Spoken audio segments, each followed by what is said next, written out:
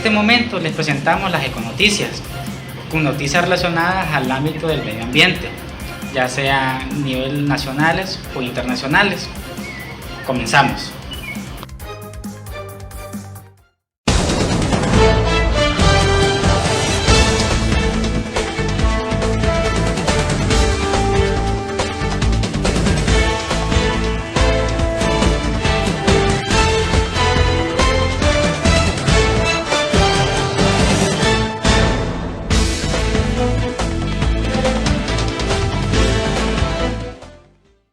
Noticias, dirigentes y expertos mundiales piden que se actúe para proteger el medio ambiente por la contaminación de antimicrobianos. Y para esto nos informará la compañera Merlin Barrientos. Bienvenidos a esta sección de noticias. Mi nombre es Merlin y vamos a dar inicio a las noticias internacionales.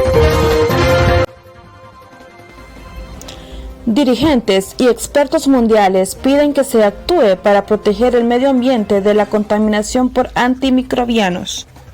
Han hecho hoy la convocatoria a la acción mundial para poder reducir la contaminación causada por los antimicrobianos, ya que así se podrá proteger el medio ambiente. El llamamiento se hace en vísperas de la Asamblea de las Naciones Unidas sobre el medio ambiente, que se celebrará en Nairobi y en línea, y en la que los países tratarán de los problemas ambientales que enfrenta el mundo entero. El grupo de liderazgo mundial, que integran jefes de Estado, ministros y dirigentes del sector privado y la sociedad civil, establecieron que es fundamental reducir la cantidad de contaminación por antimicrobianos que se vierte al medio ambiente para que estos fármacos sigan siendo eficaces. Hace el llamado a todos los países a fin de que promulguen y apliquen reglamentos y normas para supervisar y controlar mejor la distribución de antimicrobianos y organismos resistentes a los medicamentos y su vertido al medio ambiente. En el sector de la fabricación, se debe elaborar normas nacionales para regular la contaminación por antimicrobianos causadas por los procesos de fabricación, con el objetivo de controlar y monitorear mejor dicha contaminación. En el sector de la salud humana y la sanidad animal, se debe cumplir la legislación y las políticas de reducir o eliminar el uso de antimicrobianos cuando no se haga bajo la supervisión de un profesional de la salud cualificado.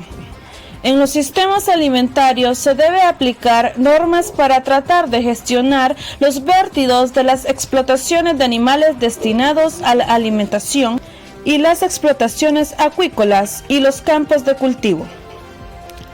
Al no actuar, tendrá consecuencias desastrosas para la salud humana y la sanidad animal, vegetal y ambiental.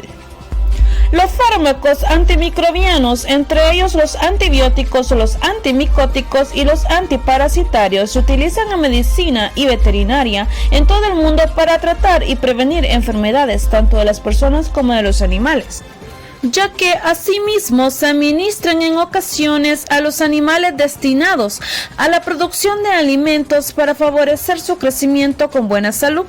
Actualmente en la agricultura se emplean también plaguicidas antimicrobianos para prevenir y tratar las enfermedades vegetales. El uso actual de fármacos antimicrobianos en los seres humanos, los animales y los vegetales está provocando un aumento preocupante de la farmacoresistencia y está dificultando el tratamiento de las infecciones. Los microbios y patógenos causantes de esta enfermedad que resisten a la acción de algunos medicamentos pueden transmitirse entre personas, animales y las plantas a través de los alimentos y contaminar el medio ambiente. Los patógenos resistentes a los medicamentos causan casi 5 millones de defunciones al año. Es necesario actuar urgentemente para frenar el aumento y la propagación de la resistencia a los antimicrobianos en todos los países. Si no lo hacemos, nos acercaremos rápidamente a un punto de inflexión en el que los antimicrobianos necesarios para tratar las infecciones en el ser humano, los animales y los vegetales dejarán de ser eficaces. El sector de la fabricación, en particular los países, deberán adoptar las siguientes medidas. Una de ellas es elaborar y aplicar marcos jurídicos y normativos para fabricar antimicrobianos que tengan en cuenta el ciclo vital de estos fármacos, es decir, todo el periodo en que permanecen activos y pueden afectar a los sistemas circundantes. Así se evitarían los riesgos ambientales relacionados con la resistencia a los antimicrobianos. El desarrollo, la fabricación y la comercialización de nuevos antibióticos y alternativas a los antimicrobianos cuando sea necesario. Asimismo, deben promover y elaborar políticas y enfoques ambientales equilibrados y escalonados para gestionar y regular las instalaciones de fabricación y para prestar apoyo a las inspecciones ambientales. En el sector de la salud humana, en particular, los países deberán de adoptar ciertas medidas. Se deberán elaborar y aplicar políticas y protocolos de gestión racional de los antimicrobianos en los sistemas de salud humana, que obliguen a utilizarlos y adquirirlos de forma responsable y sostenible, así como enfoques eficaces para tratar sus residuos. Se deben aplicar y hacer cumplir las leyes políticas encaminadas a reducir o evitar el uso de antimicrobianos cuando no se haga bajo la supervisión de un profesional de la salud cualificado, garantizando al mismo tiempo que haya un acceso equitativo a antimicrobianos de calidad. Las personas de todos los países pueden ayudar a eliminar correctamente los medicamentos caducados y no utilizados. Por otra parte, los inversores pueden invertir en la investigación y el desarrollo de tecnologías costo eficaces de tratamiento de residuos que sean más ecológicos.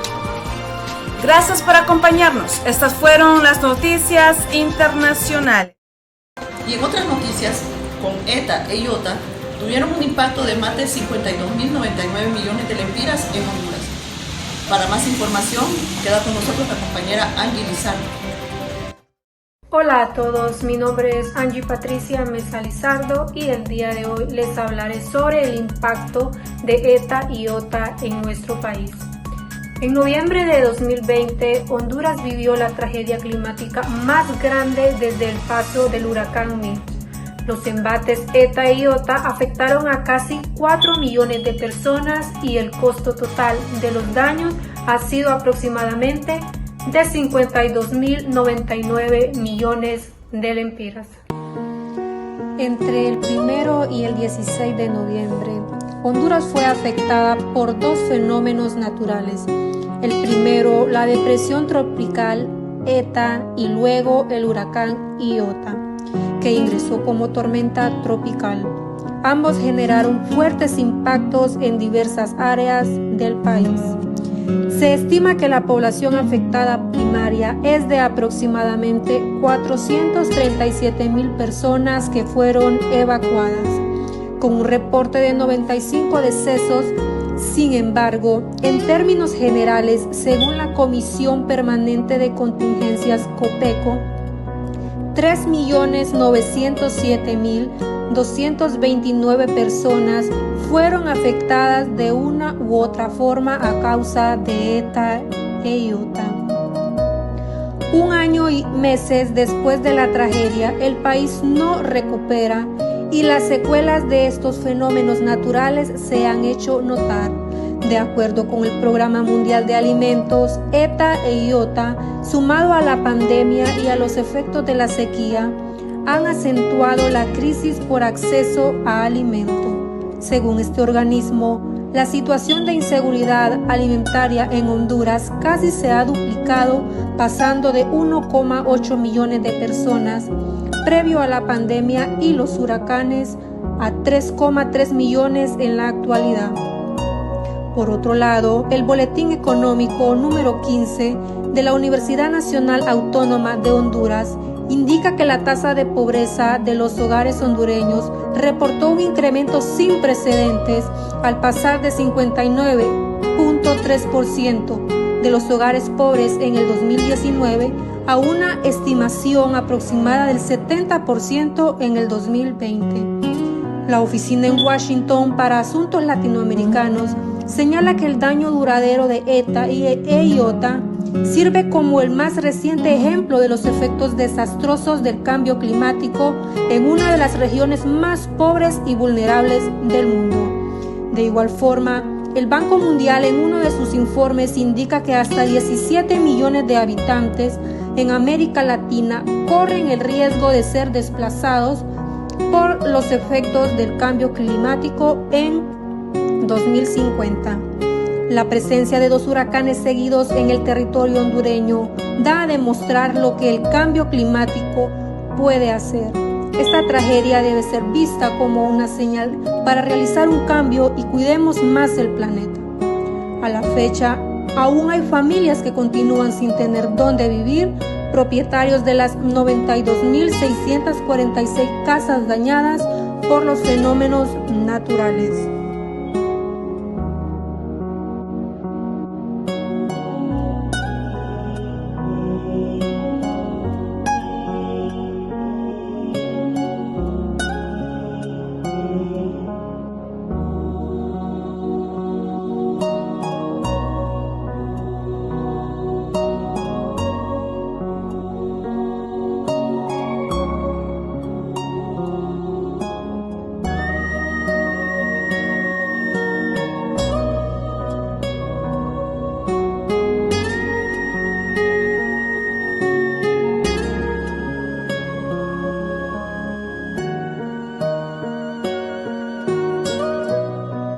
¿Sabías que?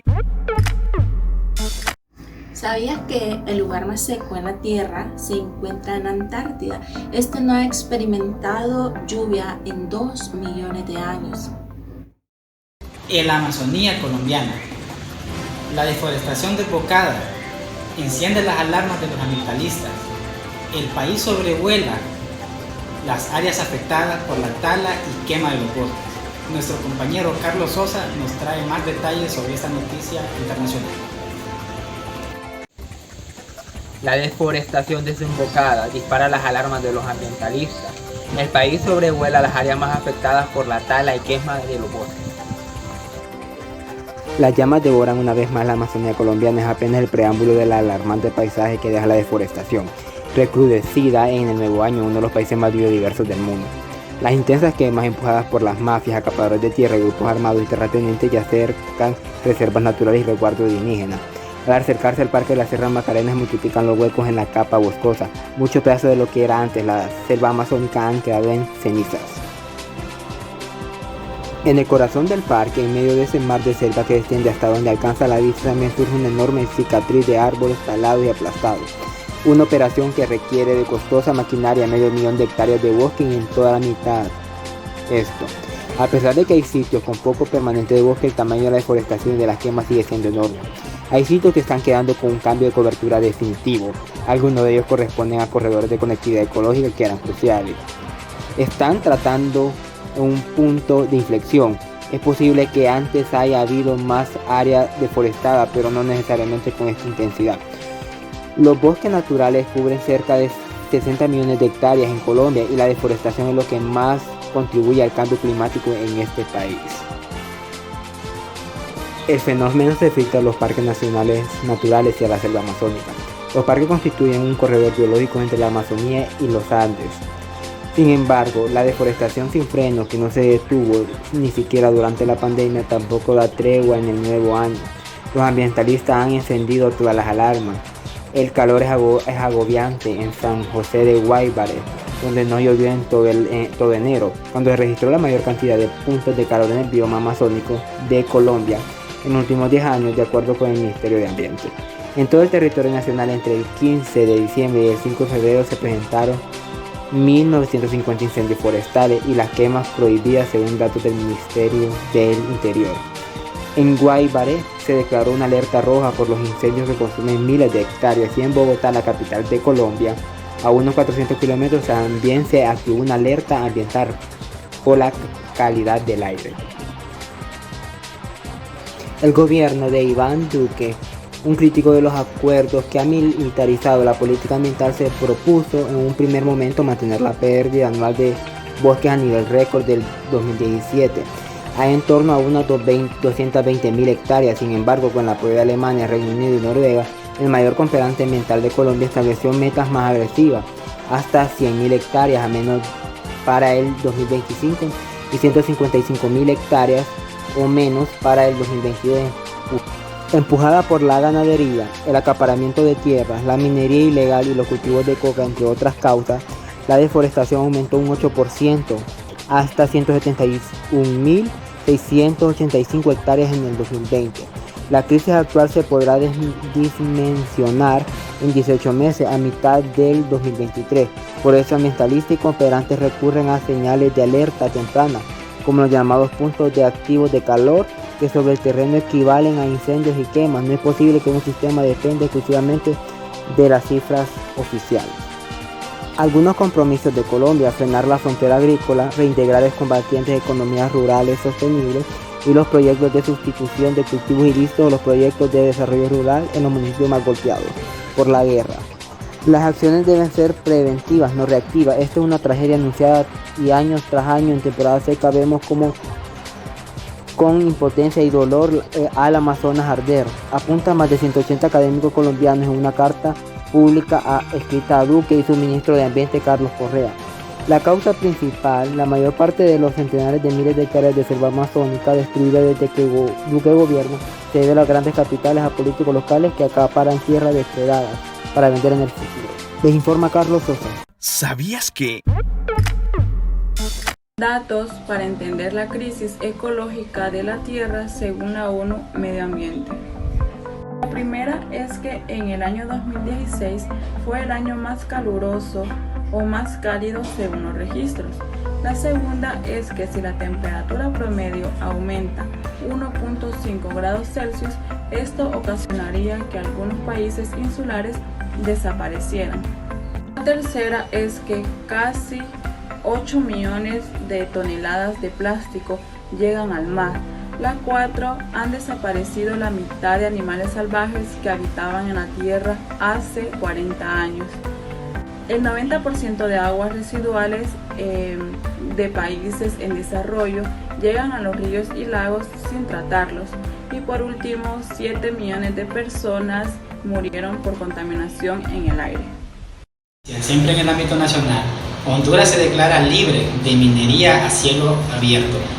Sheila Varela nos trae más sobre el tema. Muchísimas gracias, Carlos Luque, y también a nuestra compañera Doña Escobar, que se encuentran desde los estudios de Econoticias. Y en efecto, me gustaría informar a la comunidad de Econoticias que el pasado lunes 28 de enero de este año, Honduras cancela la aprobación de permisos de explotación extractivistas por ser lesivos al Estado y también se declara país libre de minería a cielo abierto. Con esto se cancela la aprobación de permisos de explotación extractivistas por ser lesivos en contra del Estado de Honduras, además de que atentan contra los recursos naturales, la salud pública y limitan el acceso del agua como derecho humano. Esto fue lo que indicó la Secretaría de Energía, Recursos Naturales, Ambiente y Minas. La aprobación de permisos de explotación fue cancelada en atención al programa de gobierno que comprende el año 2022 hasta el 2026 de la presidenta hondureña Xiomara Castro de Zelaya, en consonancia a los principios de justicia climática, respeto y protección a los recursos naturales. Añadió un comunicado de la Secretaría de Energía, Recursos Naturales y señaló lo siguiente, que también se ha declarado que en todo el territorio hondureño queda libre de minería a cielo abierto.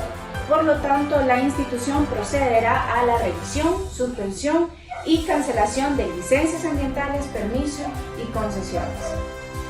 Además, destacó que las áreas naturales de alto valor ecológico serán intervenidas de forma inmediata para asegurar su conservación y beneficios comunes para el pueblo.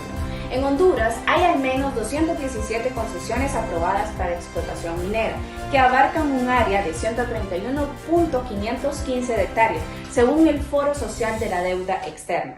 La minería del 2013 señala que las áreas protegidas son zonas de exclusión de derechos mineros. Sin embargo, hay 42 concesiones aprobadas y solicitadas en esos espacios. El número de concesiones mineras en áreas protegidas disminuyó de un 57, que fue en el 2018, a un 42 en el 2021 debido a la depuración del catastro minero, según un estudio divulgado en septiembre del 2021 por el FOSDE. Con esta información, compañeros, nos queda claro que todo el territorio hondureño queda libre de minería a cielo abierto. Esperamos que con esta iniciativa nuestros recursos naturales, nuestro ambiente y minas puedan ser los mayores beneficiados. Este fue mi informe, les saluda Sheila Varela y regresamos con ustedes, compañeros. Muchas gracias. Continuamos con las noticias, entre ellas contaminación en mares de Honduras. Vemos que a lo largo del tiempo ha sido una gran problemática en cuanto a contaminación en los mares. Encontramos muchos residuos, ya sean plásticos, ya sean residuos de material PET, que contaminan las aguas de nuestros mares, y no solo de ellos, sino que de lagos, vertientes de agua y todo lo relacionado a ellos. Tenemos que levantar un poco más y generar más conciencia ambiental en cuanto a los hondureños y a las hondureñas. La compañera Dunia Escobar nos habla más sobre el tema y la problemática que ha transcurrido en todo este tiempo en contaminación en mares en Honduras. Mi nombre es Dunia Ivette Escobar y a continuación les traeré detalles sobre la contaminación marina en Honduras. Honduras, por su extensión territorial de 112.492 kilómetros cuadrados, es el segundo país de Centroamérica y posee en el Caribe la plataforma continental más grande del istmo. En esta plataforma continental se encuentran varias islas y cayos. Son famosas las islas de la bahía, donde se encuentra el principal arrecife de barrera del país, en el cual, con los arrecifes de Guatemala, Belice y México, constituyen el sistema arrecifal de barrera mesoamericano, el segundo del mundo. La degradación de las playas, estuarios y lagunas, principalmente en las proximidades de los centros urbanos, zonas agroindustriales y turísticas, están degradando la calidad del agua, la contaminación bacteriana que se origina de los desperdicios sin tratar. Hace peligrosa estas aguas para la natación y el recreo, ahuyentando también la biota marina.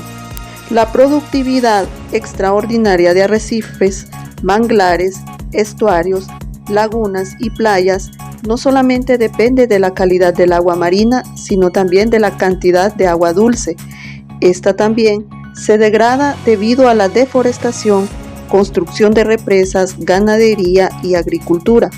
Estos cambios en la salinidad y calidad de agua afectan la pesca, las poblaciones de animales silvestres y la flora circundante.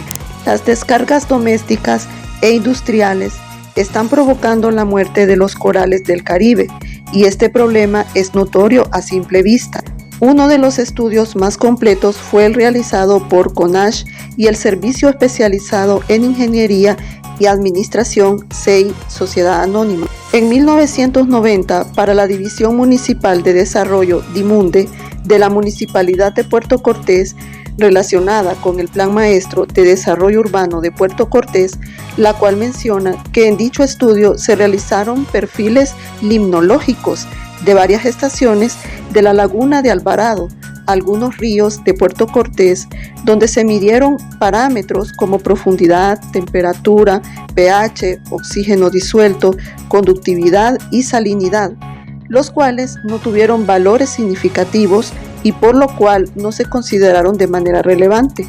También se mencionó el problema de la basura acumulada en las salidas de algo como la de la Laguna Negra, donde este problema se volverá más agudo si no se trata a tiempo. Uno de los problemas más relevantes del estudio fue el análisis de coliformes en las playas de mayor importancia turística de Puerto Cortés, ya que mostró resultados significativos en diferentes puntos de muestreo, en las distintas playas donde se presentaron valores altos comparados con la normal para que las aguas sean aceptables para bañeo. Otro estudio más reciente, en 2001, está relacionado con el proyecto de una planta productora de energía eléctrica utilizando gas natural de la empresa AES Honduras, donde se conoció que al realizar los análisis de calidad de sedimentos conjuntamente con el de calidad de agua marina, estos no presentaron valores sobre los límites establecidos por las normas nacionales. Se debe tomar con importancia esta información para traer soluciones a este serio problema. Y esto fue todo sobre esta noticia. Volvemos con nuestros compañeros al estudio. Muchas gracias.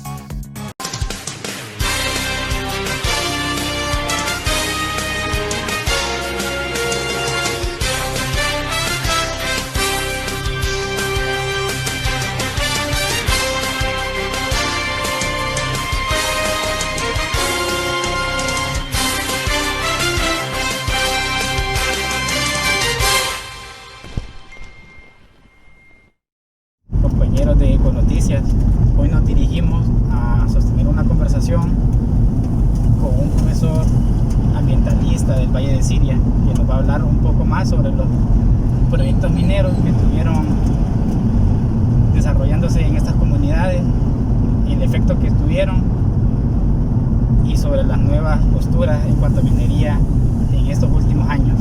Comenzamos.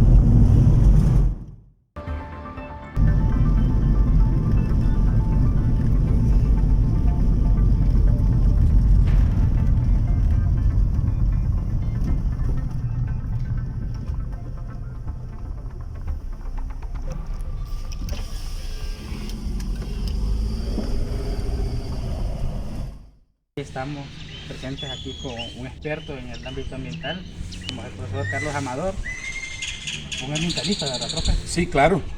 Un ambientalista que ha estado a favor de todos los proyectos que están a favor del pueblo, y vemos que ha estado una lucha insistente en cuanto a la minería, en cuanto al Valle de Siria.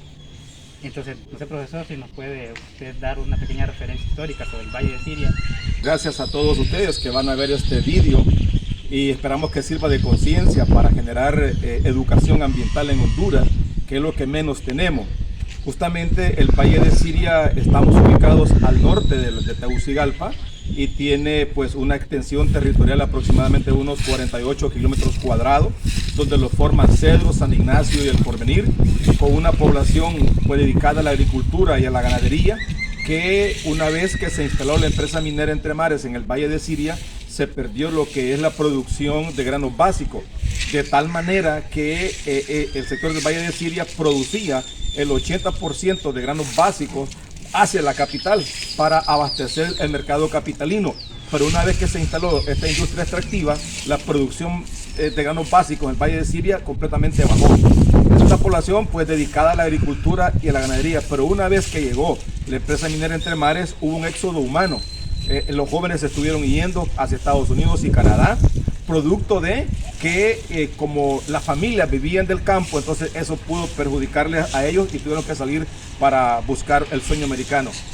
Valle de Siria es un valle que lo atraviesa el río Playa y que desafortunadamente o desgraciadamente con la producción de mina o de oro en este caso, vino a bajar todo el caudal del río Playa, y que hoy en día hay muy poca agua en este afluente, y eso significa que la población que está a los márgenes del río Playa, que se dedicaba a la agricultura por el sistema de irrigación y a la cría de ganado, ese rubro se ha perdido. Hoy lo que hay en un poco tramo es gente que produce sandía, pero tiene que capturar el agua. Decimos capturar en el sentido porque ya no hay escorrentías para que la gente pueda decir, agarro aquí o agarro acá.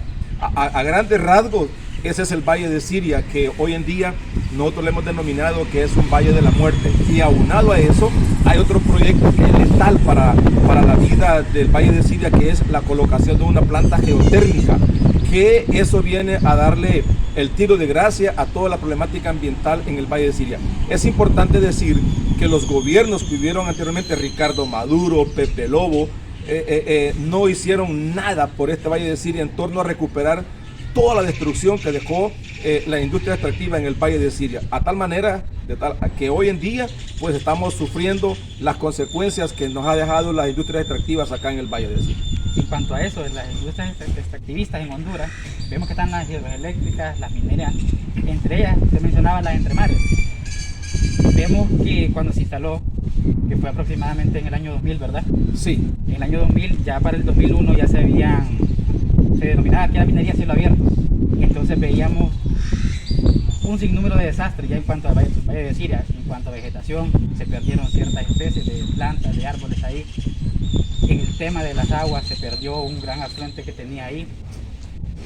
La poca conciencia social que tuvimos al momento de reforestar, que una mala idea que reforestamos con árboles de eucalipto, cosa que al final terminó de desgastar un poco. Pero en cuanto al modelo extractivista de hidroeléctricas como mineras, vemos que fue minería a cielo abierto. Sí. La extracción de oro, la extracción de estos químicos a lo largo y al poco tiempo que estuvo, vemos que hubo problemas en cuanto a salud.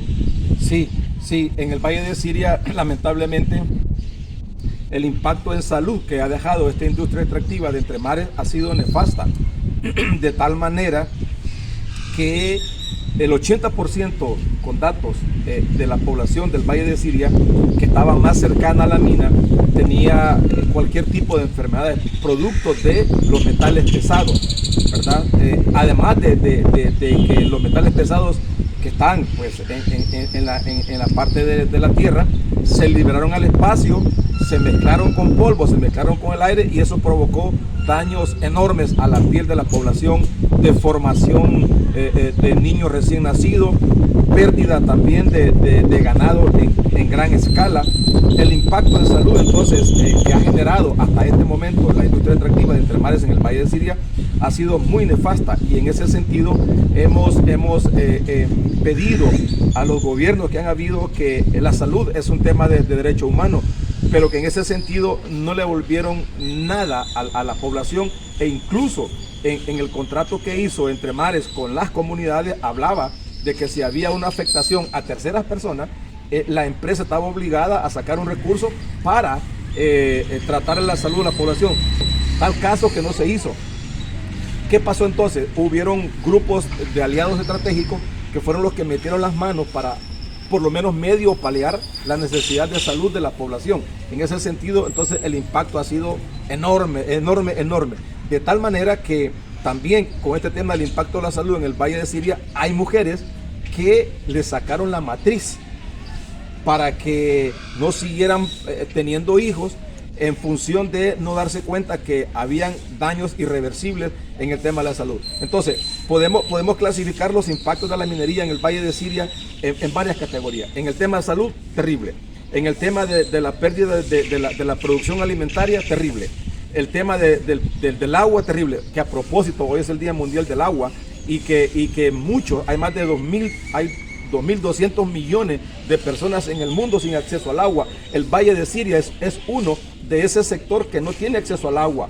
Y si se colocara una empresa geotérmica en el Valle de Siria, ahí sí sería, reitero, el acabose del Valle de Siria. Entonces, y con todo este tema de la salud, con el tema del agua, con el tema de la pérdida de la cuestión alimentaria, exigimos que en el Valle de Siria se colocaran plantas potabilizadoras de agua, porque el agua que está saliendo en estos momentos y ha salido es un agua completamente contaminada por todo sentido. Entonces la población lo que está haciendo es haciendo uso de agua contaminada, donde el Estado ha sido irresponsable en cuanto a darle un tratamiento digno, humano, para que la gente pueda tener acceso a la misma. En cuanto al tratamiento de las aguas, vemos que por la minería a cielo abierto, usted sabe que se trabaja con ciertos químicos como el cianuro, el ácido sulfúrico. Eso terminó de contaminar las fuentes de agua que quedaban, de las pocas que eran en comunidades aledañas como de las aldeas del Porvenir, aldea de San Ignacio. Vemos que es terrible la falta de agua, tienen que incluso comprarla por otras comunidades. Eso al final afectó bastante. Sí, porque uno de los recursos que más utilizaban en este proceso extractivo es el agua. Y lamentablemente cuando dieron el permiso de operación no hicieron un estudio hidrológico de la zona para darse cuenta cuánta agua había, cuánta agua se ocupaba en la zona para la población. Entonces no les interesó nada, a lo que interesaba era dinero. Y aquí es importante decir que al final la población perdió agua, perdió vidas, perdió todo, y quien se llevó la riqueza es los dueños de las empresas extractivas, en este caso transnacionales. A eso vamos. Cuando hablamos que ellos venían con una propuesta de minería, nosotros asumimos que era para beneficio de las comunidades. Trabajo ilimitado, pero vemos que hubo una gran declinación para... Bueno, los empleos donde existe una mina no existen. Porque en el Valle de Siria, por ejemplo, específicamente el Valle de Siria, aquí no hay geólogos, no hay hidrólogos, no hay otros ingenieros de metalurgia, no hay. Aquí son campesinos y campesinas. Entonces, utilizaron una mano de obra para un momento, pero luego que la empresa ya echó a funcionar, la mano de obra no calificada ya no era útil. Entonces vemos que fue una falacia que le dieron a la gente, que iba a haber empleo, que iba a haber desarrollo. Nos preguntamos hoy en día, bueno, históricamente donde hay una mina no hay desarrollo, y si no hagamos una sinergia. Veamos San Ignacio y El Porvenir. San Ignacio, a pesar de que obtuvieron 154 millones de lempiras, supuestamente en impuestos, no vemos el desarrollo. Entonces es mentira que donde hay una minería hay desarrollo. Ese es el juego que la población le llevan, como cuando los españoles vinieron a Honduras. Traemos espejitos a cambio de que nos den el oro. Entonces, igual acá, dijeron, vamos a dar empleo, vamos a dar desarrollo, y en la práctica no hay nada. En conclusión, ¿qué es lo que hay en el Valle de Siria? Hay una destrucción a toda la naturaleza en el Valle de Siria. Por eso es que hoy por hoy, estamos teniendo grandes temperaturas, no llueve, y problemas enormes en cuanto a la producción de granos básicos y a la subsistencia de la vida humana. Profe, para finalizar, ya prácticamente más de 14 años de lucha, ¿verdad? Sí. En cuanto a la nueva reforma que ha venido hace, creo que menos de un mes, sobre la minería a cielo abierto, que ya se cancelan las licitaciones para ella, ¿cómo toma el gremio ambientalista esto? Bueno, vemos que la decisión del ministro Luqui, y en este caso Xiomara Castro, nos parece que es muy interesante, porque en el gobierno último del Congreso Nacional dieron más de 185 concesiones mineras en todo el país, y todas a cielo abierto, sin consultarle al pueblo, a pesar de que la ley dice que hay que consultarle al pueblo, pero si el pueblo quiere o no quiere, sin consultarle al pueblo, dieron 185 licencias mineras a cielo abierto. Entonces nos parece que la decisión que se ha tomado en estos momentos de prohibir toda licencia ambiental, de prohibir todos los procesos mineros extractivos en el país, nos parece de muy buena manera. Pero ojo, aquí hay que estar vigilantes para ver si realmente se cumple ese compromiso que han hecho para el pueblo, porque en Honduras los que se dedican a la industria extractiva no les importa el pueblo, lo que les importa es dinero, ganar dinero, y sin importar si contaminan a la gente, si matan a la gente, si se enferma a la gente. Pero vemos que en estos momentos, hasta ahorita, la decisión que ha tomado el gobierno de Xiomara Castro en el tema de la industria extractiva nos parece correcto. Y como ambientalistas, y nosotros como el Valle de Siria, que hemos sido íconos de lucha en Honduras y en otras partes del país, entonces lo vemos con muy buenos ojos, pero vamos a estar vigilantes para ver si la misma se cumple en función de lo que se ha pactado en los últimos momentos. Bueno, mucho gusto, profesor Carlos Amador, gracias por sus comentarios. Gracias a ustedes, y esperemos que esto pueda servir para que haya una conciencia ambiental, y que los estudiantes de naturales, de sociales y de otras carreras afines en la parte social generen una conciencia crítica, porque de eso se trata. Y en otras noticias, selvas tropicales, sumideros de carbono vitales que regulan nuestro clima global y ecosistema insustituibles. Para más detalles, nuestra compañera Angélica Morán nos explicará más acerca de esta noticia. Mi nombre es Angélica María Morán García. En esta Econoticia les hablaré sobre el tema de las selvas tropicales, sumideros de carbonos vitales que regulan nuestro clima global y los ecosistemas insustituibles. Los sumideros de carbono son depósitos naturales como por ejemplo el océano, bosques y suelos. Los biomas tropicales que capturan carbono representan la mayor superficie de bosque a nivel mundial. Mantener la selva tropical intacta puede proporcionar el 23% de la mitigación climática que se necesita con urgencia para enfriar nuestro planeta. En pocas palabras, el bosque enfría la tierra, y es por eso que enfocamos nuestro trabajo aquí. Es preocupante cómo los bosques del mundo están siendo destruidos a un ritmo alarmante. El colapso climático está intensificando la pérdida de bosque a medida que los bosques tropicales y húmedos se vuelven más secos, lo que hace que los árboles mueran y los incendios quemen más por más tiempo, creando un ciclo de retroalimentación devastador. Una consecuencia de la deforestación de la selva es la interrupción de la capacidad de una selva tropical para secuestrar, eso es capturar y almacenar carbono, y en cambio lo libera a la atmósfera, lo cual causa daños a la vida en el planeta. El secuestro no es lo único que la selva tropical hace por nosotros. Estos preciosos biomas afectan nuestro clima, el aire que respiramos, la biodiversidad y nuestros alimentos y medicina. Sin mencionar que en la selva tropical es el hogar de millones y millones de personas que sufren la peor parte de la deforestación. También sabemos que la selva tropical alberga el 50% de la biodiversidad mundial, desde aves del paraíso y pequeñas ranas hasta monos macacos. Pero más allá de la belleza y la maravilla, debemos reconocer que proteger la biodiversidad es esencial para la salud de nuestro planeta y no se limita a la vida silvestre. Reducir las posibilidades de un colapso climático catastrófico requiere algo que ya existe, la selva tropical. Todo lo que tenemos que hacer es mantenernos saludables. Ninguna pregunta imposible, ninguna investigación, ninguna liga de científicos y relativamente ni siquiera tanto dinero. La población del planeta debe velar por el bienestar del mismo. Los seres vivos dependemos unos de los otros para sobrevivir. Sin bosques no hay lugar donde encontrar las plantas necesarias para medicina. El carbono estaría en el aire afectando a todos. La vida sería más difícil. El prevenir que esto ocurra está en nuestras manos. Aquí la emisión de Econoticias por el día de hoy. Esperamos que les haya gustado los temas tratados, ya sea en el ámbito nacional e internacional, sobre lo que acontece en cuestiones de medio ambiente y naturaleza en nuestro mundo y en nuestro país. Les saluda y se despide Carlos Miguel Zúñiga Luque y su compañera Dunia Pinete Escobar. Esperamos que les haya gustado y muchas gracias. Hasta la próxima.